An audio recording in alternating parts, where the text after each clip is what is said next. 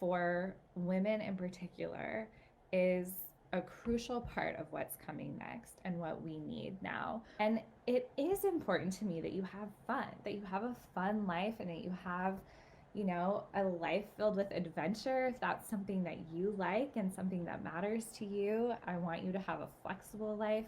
A lot of the coaches that I mentor are moms, and we're building their work around being in their family in a way that feels much less like a tearing feeling than when they're, like trying to work around this kind of more standard 9 to 5, which we all know is really more like 9 to 9 job.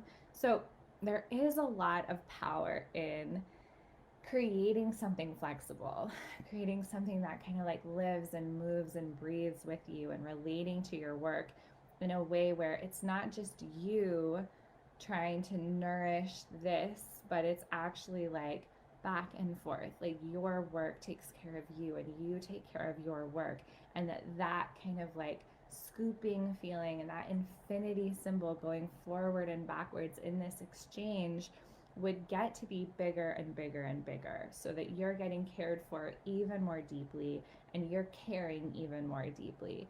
That's the goal. That's what I help. So part of my work is mentoring other coaches to fold in my methodology into their work so that they can be even more powerful and so that they can be even more supported.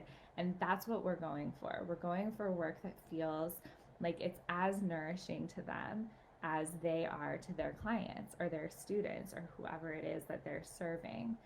But the bigger picture that goes beyond just you and your life, and even as important as that is, the bigger picture is that you're thriving doing this work allows for more healing to transpire all around the world. And I think that that's the piece. This just keeps coming through for me so clearly, that like that's the link that's missing for some of you who are considering either going bigger in your business, starting your business, maybe even like, I don't quite know how to put what this feeling is, but like I think there are some people watching, and I completely have been here, where it's like you're doing it, you're doing all the things, but you're not fully believing it somehow. But there's this sense that like some people need encouragement to just start. I can totally help you with that.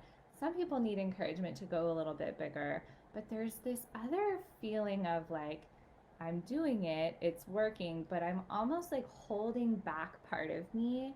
I'm not like allowing myself to believe it or to believe that it's important.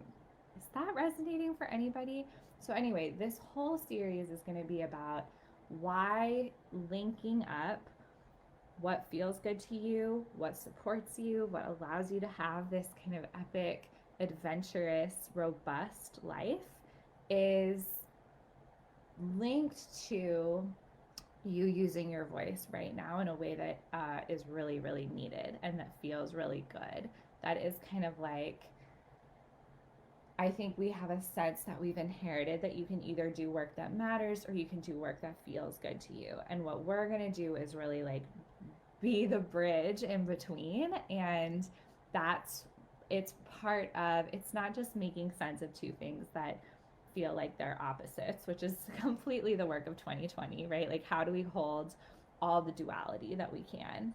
But that there's something even beyond that, where it's like, not only can you have both, like a feeling good and a feeling like you're making a difference, what I want to anchor you into is that you feeling good is part of you making a difference.